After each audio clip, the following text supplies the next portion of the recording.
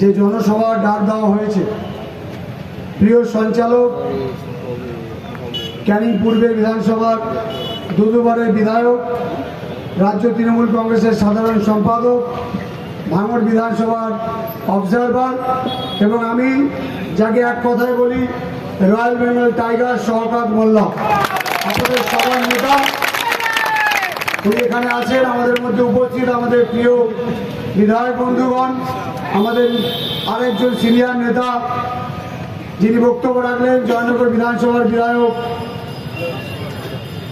আমাদের মধ্যে উপস্থিত আছেন।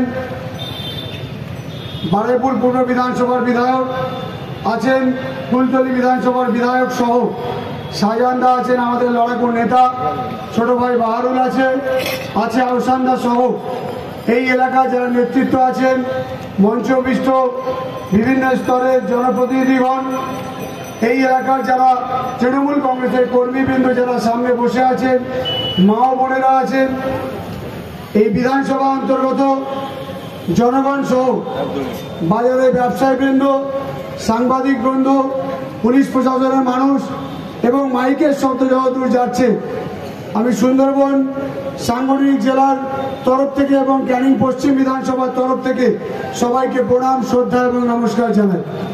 দেখুন, একটা অত্যন্ত গুরুত্বপূর্ণ সময় আমরা ভাঙড় বিধানসভায় আমরা সবাই এসে উপস্থিত হয়েছি। আপনাদের সবার নায়িকা, আপনাদের সবার সাংসদ 2-3 মিনিটের মধ্যে উপস্থিত হবেন সায়নী ঘোষ। তার আগে আমি দু একটি কথা বলবো। বিশ্বনাথদা পুরোটাই আপনাদের সামনে পরখ করেছেন।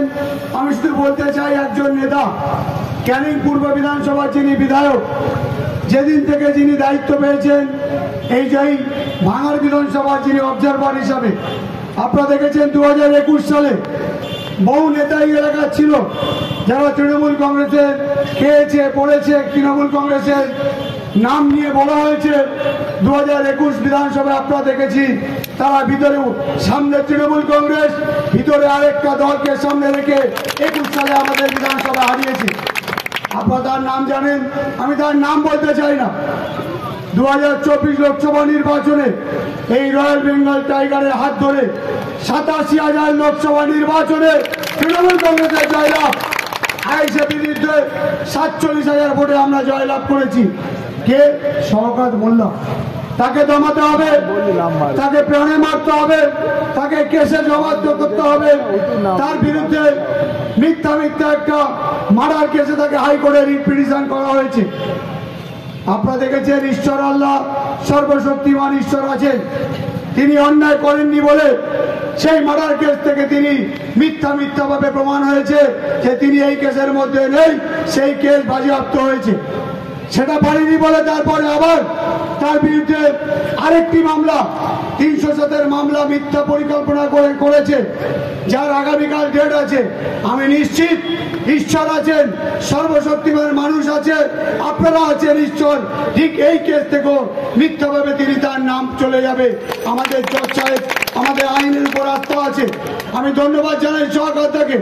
আমরা এই সুন্দরবন জেলার যত বিধায়ক আছি, আমরা শওকত মোল্লার নেতৃত্বে লড়াই করি। আমরা আপনাদের পাশে আছি, আপনাদের সাথে আছি, যে কোনো মুহূর্তে আপনাদের পাশে এসে দাঁড়াবো। আমি ভাঙড় বিধানসভার মানুষজনকে বলবো, আসুন তৃণমূল কংগ্রেসের পাশে যেমন আপনারা আছেন, শওকত মোল্লার পাশে থেকে এই এলাকার যেভাবে উন্নয়ন, আমরা বিধানসভায় যখন যাই